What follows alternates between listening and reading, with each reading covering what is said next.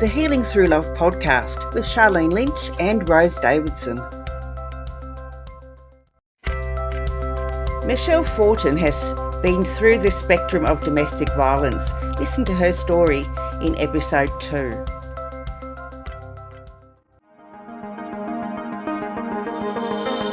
Welcome to another episode of Healing Through Love. Each week, we share ideas, experiences, and resources to increase the awareness of domestic and family violence and to empower survivors to grow and thrive. We talk with experts who share their advice, or with people who have experienced abuse, no matter where they are on their journey. This is all about healing through love. And now, here are your hosts, Charlene Lynch and Rose Davidson.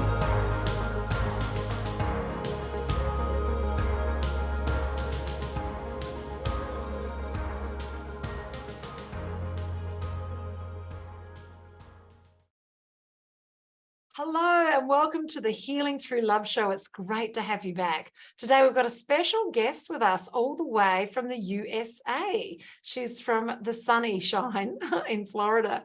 Michele Rose Fortin is an author of multiple books, all in and around addiction and recovery in regards to intervention. Most importantly, victims of domestic violence often use addiction as a way to cope with the pain and shame. Hello and welcome, Michele Rose. How are you?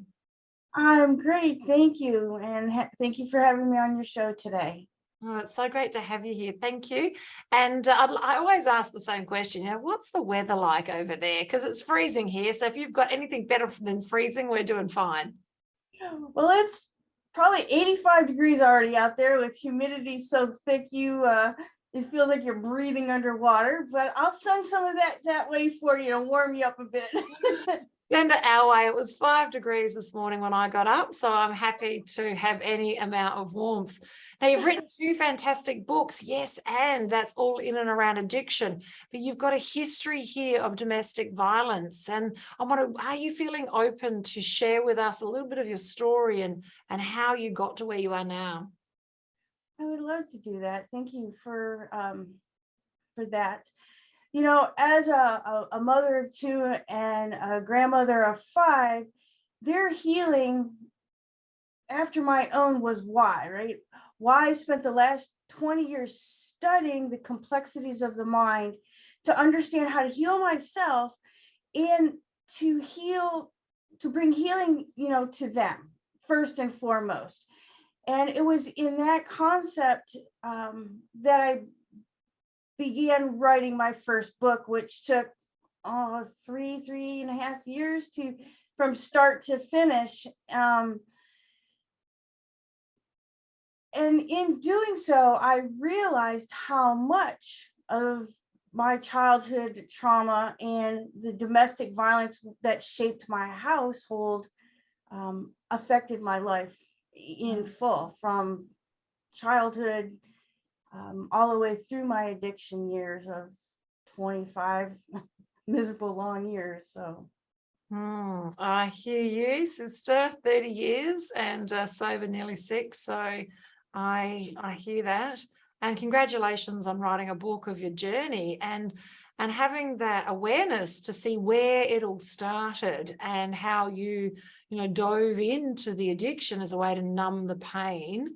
And so, can you talk a little bit about the book? What does the book help us with? What some tools and techniques to help us get through this area of addiction? Because it's not just alcohol. There's lots of things to be addicted to. So it can be addicted to Netflix. It can be addicted to spending. I've got a history of hoarding, so that's still another addiction.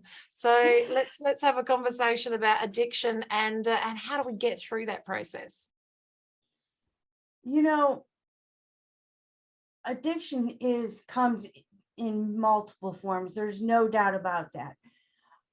We are actually creating 20 years ago when they came out with these simple video games that they thought were harmless, truly began the addictive process for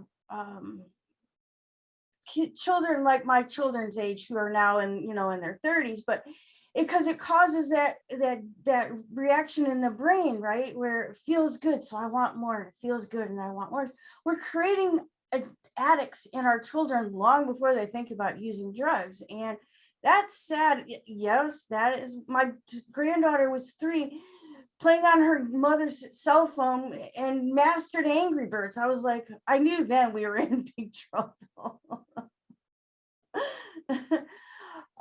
Though the generational dysfunction of domestic violence, I truly believe in, and it is a core of my books, that in watching what your parents did, the cycle just continues to repeat. And we see that now, especially here in the States. I mean, we've got 18-year-olds shooting up a 4th of July parade yesterday. Going to elementary school a few weeks ago. It's truly sad that these children today have no hope left. I mean, all they see is violence around them, and it just perpetuates even more. Some of the techniques I use to finally overcome my own addiction, which was a result of all that pain. Well, I started with simple things like puzzles and word searches, just to try and heal my brain to begin with. Staying busy, just exercise. I mean, anything to stay busy, stay focused on positive things, I believe was helpful, as well as self-knowledge. I hear you. Self-knowledge it's like it's peppered with light and dark, because I know on my journey, I'm sure this is the same for other humans, is that the more I knew, the more I didn't know, and the more that perhaps I could have lent into the blame and shame game. If I'd known this, how come I behave like that? And so, yeah, so the self-knowledge is great. It still needs to be peppered with some degree of self-compassion as well, because we can only do what we can do where we are at the time. And hindsight's a magnificent thing. Yes, and I know that I beat myself up a lot when I dug in deep to find out how I got to where I got. So yeah, you need both, don't you? You need sort of that knowledge, and you also need that self-compassion to help yourself along. Absolutely. You have to have that self-love to be able to heal, because once you acknowledge that all these things were part of your childhood, and then now you've brought it into your own reality, and you're like, wow, that was some really bad stuff that I allowed myself to entertain and be part of. So self-love and self-forgiveness is paramount to being able to then move forward into a more whole, healthy self. So, yes. So true, so true. So coupled with this self-knowledge, and coupled with keeping yourself busy and keeping positive things happening, were these were the structures that help you move through the addiction? Did you go cold turkey, or was it a gradual thing? I had spent the last 10 years of that 25 in and out of different rehabs. And in the end, I did just stop. I had just had enough. And it was at that place I'm like, well, how come all these rehabs really didn't help me? Why was it not connecting to me in order to give me any kind of healing or peace of mind? There just wasn't anything there, which is part of what my newest book is about, finding that melding point between counselors and the patient, and that huge chasm of missing space where they aren't connecting, which I think is another issue that's let the addiction cycle just become an epidemic.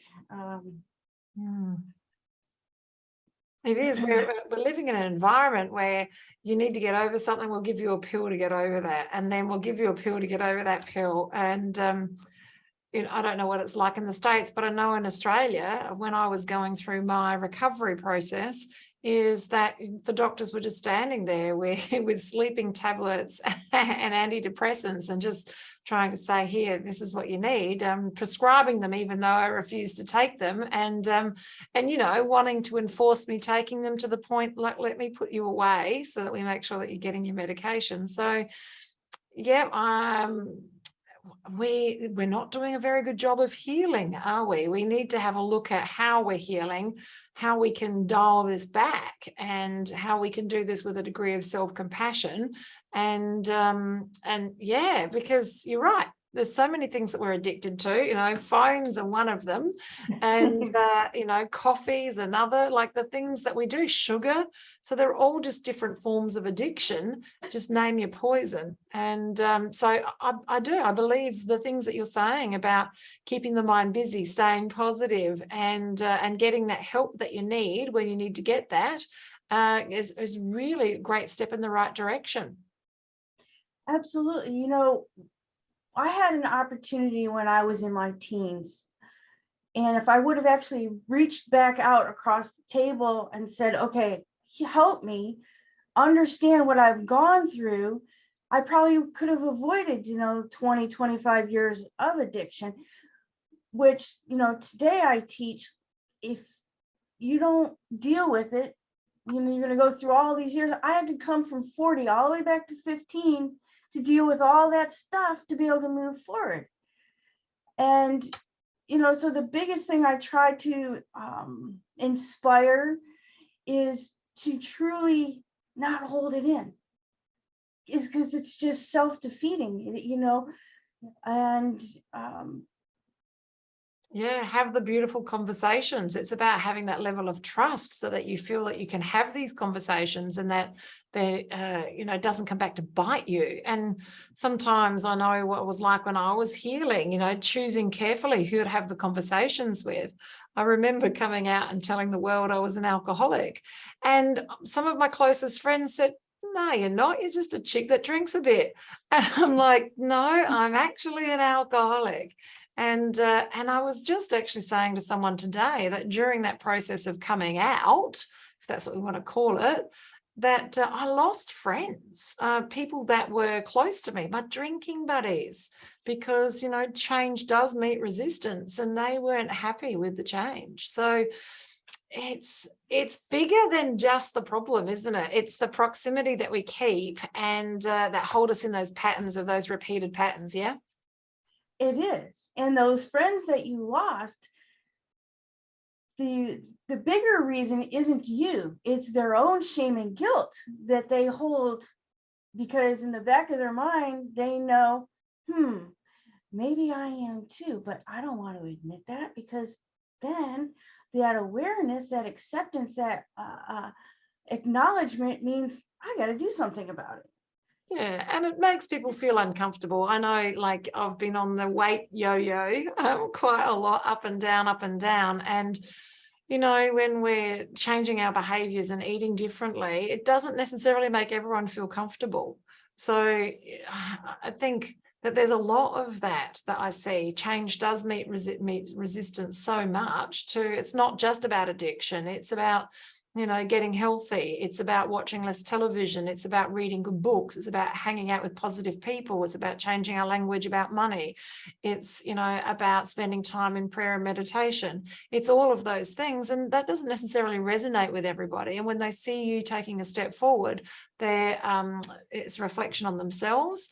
And I always say, if you spot it, you got it. And if that makes them feel uncomfortable, then there's some stuff that they need to do. But that might not be their time. That might not be their time to make a move. And that's true. And I think that is partly how society as a whole globally has gotten to this place, right? I mean, everything is about more, bigger, better, instead of just being content with the healing, the self-love, knowing that, okay, well, I'm sorry that you don't agree with me. I still care about you, but if you got to go down a different place and leave me behind, so be it. And sometimes making that line in the sand is for self-protection. And you have to be okay with that. A lot of people get even more withdrawn from that line in the sand. Then they're like, well, maybe I shouldn't be on a path of self-healing if I'm going to lose 10 friends behind it. But were those friends really good for the positive you, or were they good for the not so positive you? Yeah, exactly. All of this is true and more. It is such a complicated thing. Moving back to talking about the domestic violence space, and if you already mentioned that if you had an opportunity to chat to your younger self, you would have done things a little bit differently. Speaking now on this podcast to people who are in that dark space and still haven't moved forward, and seek help, what sort of words of advice would you give them?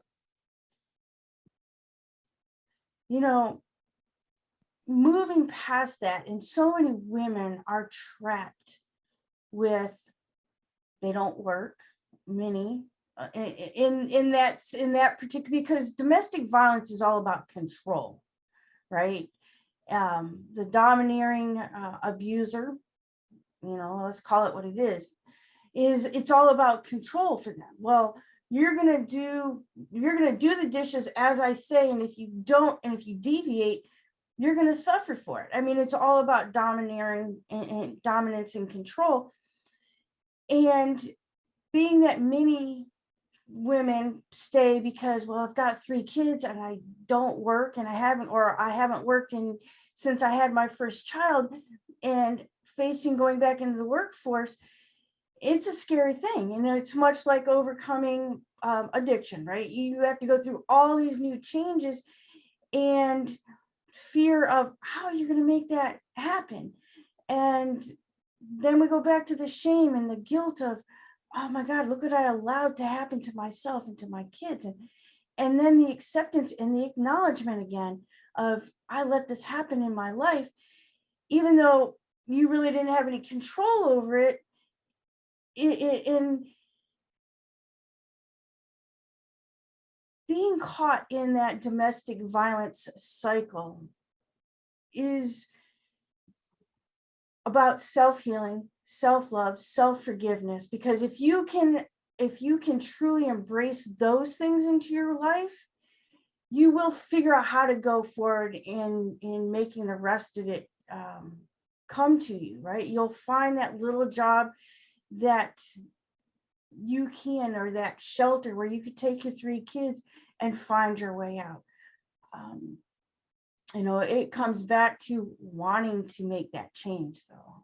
It does. It's about wanting it. And though when we're living those low frequency lives, when we don't feel that we're enough, when we don't feel that we have that level of worthiness, and we're giving our power away left, right, and center, it's hard to see what is possible when we make the hard choices and step forward. And I think, that's one of the reasons why I love the Healing Through Love podcast, is because it's a group of people, both men and women, having conversations that, we were there, and now we've stepped forward. Yes. And we've gone from a victim to a survivor to a thriver, and are now in a place where we're giving it back and hopefully shining the light for others to see that, it is possible. And you just need to, as you say, lift that level of self-esteem and self-worth, and have that level of self-compassion and forgiveness, and just take the tiny steps, one step at a time, in the right direction. And, you also mentioned before in the conversation, you would have reached out to someone and have a conversation. That's really paramount. Are there people around you that you can reach out to and have a conversation? Is it safe to have a conversation with them? Is this going to get back to the perpetrator? Can you have conversations with people that are outside of the circle so that you can get some information? Information is free, and there are telephone numbers. I know in Australia we've got special numbers that you can use that they won't know that you've rang them. And I don't know what it's like in the States, but we do have helplines as well, and shelters. But it's about making that decision yourself so that you can move forward. And we do have those helplines here. There's one strictly for domestic violence, as well as addictions and so on. And sadly, the children that are caught in this cycle of domestic violence are usually already acting out, even before they may possibly start drinking or drugging. And so they've already had interactions with someone, maybe a school principal, or we used to have counselors, not so much anymore, sadly, but and it's scary for the child, right? I mean, you go home or you're at school and you're thinking about all the screaming and yelling and the threats and so on, and do I really want to cross that line? But you truly need to cross that line. You need to talk to somebody, because the pain that you're in most likely will get worse until you've found a new path. And change is scary. It absolutely is scary, but it is for the best in the long run. You got to look past the short-term fears, uncertainties, to the long-term healing that is possible if you just embrace it. It's so true. It's about seeing that big picture. And I talk about a lot of that in the shift process. And it starts with seeing the big picture of what's possible for you. When you grow up in an environment where domestic violence is just, it's what happens. Family violence is a fish doesn't know water. It's what we see everywhere. We don't know the difference between what can be and what really is. We see it also on television. People normalize it. And we don't know what's possible to live outside of that. So how long did you say, Michele, that you've been sober or addiction-free? 20 years. That's 20 years. That's fantastic. And the books, it's 2 books that you've written? I've written actually 3. The first 2 books were my story. The Big Trap, Just One Last High was the first book, which was my childhood through my addiction. And when I finished it, and I had only intended on writing the first book, so I used a pseudo name, T. Rose. And when I got to the end of it, and I had such a positive impact, like everybody's like, well, we want to know how you fixed how you got better, what you did to recover. So I wrote the second book, Freed, a recovery plan, and to complete the story.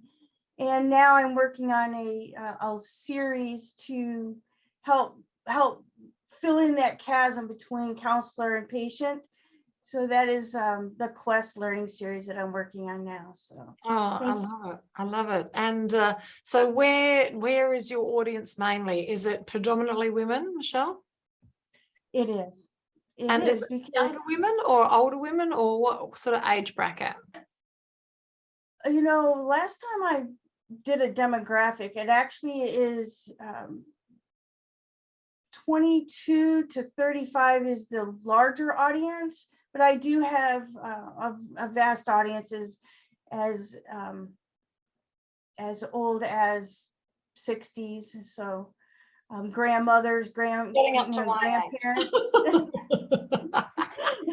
grandparents, trying to figure out, well, what did I miss that, maybe I can help heal my grandkids before they go down the same path that I went down, that their parents went down. Because there's this big gap between my generation, my kids, who their generations seems to have fallen into this really even worse hole than I was in, leaving their children now being raised by the grandparents. And that's a thing now. It is, because all those parents have fallen into this chasm of